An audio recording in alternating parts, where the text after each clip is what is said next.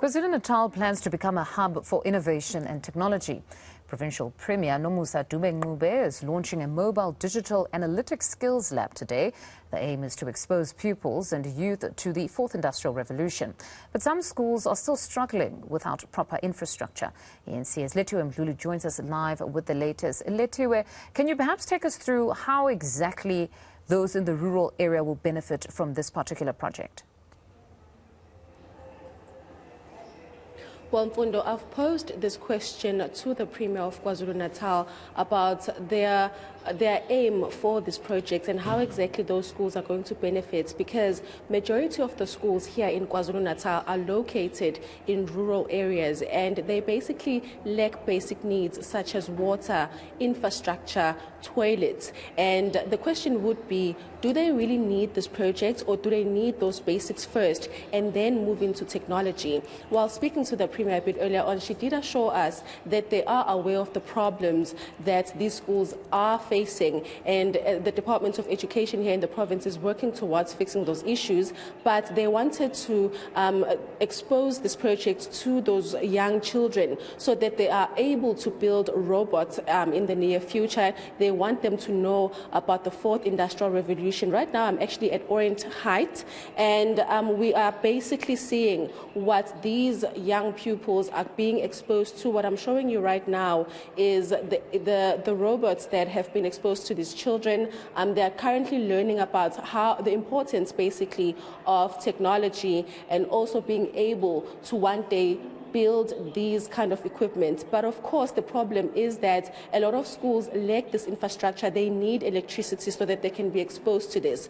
The Premier did say that these labs that are actually launching today will be working with solar power, which means that they will not be needing electricity to operate. Another issue that you remember is that we are currently, we do have load shedding as a country, and a lot of places do not have electricity for a number of hours a day. It's been an ongoing issue for years now, and the priorities for government here seem to be skewed because a lot of schools do need those basic needs. Basically, we did speak to the Premier about these issues, and she did assure us that they are looking into it. This is what she had to share a bit earlier on.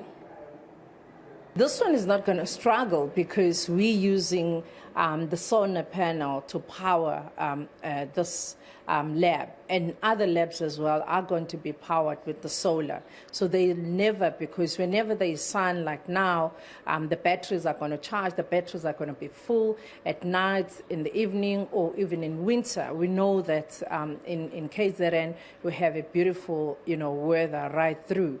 But also what this, lab is built in a manner that even cushion the heat. It's built in a manner that is able to allow this infrastructure that is inside here to last longer, but also to be able to be used by multiple users at the same time. All right, Lethiwe, so at the very least, the power issue in this instance will be dealt with.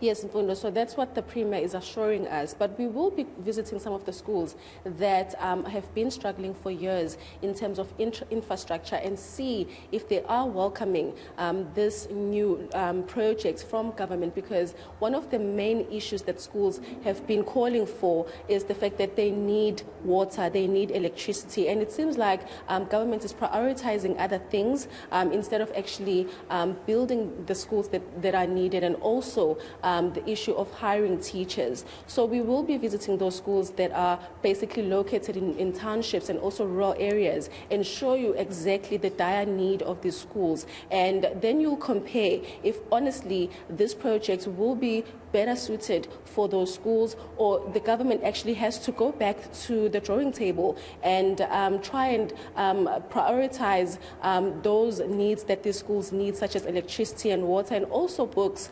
We've heard from a lot of schools that they do not have the right equipment to teach pupils. So we will be visiting those schools a bit later on just to check whether they are welcoming this launch of this new project.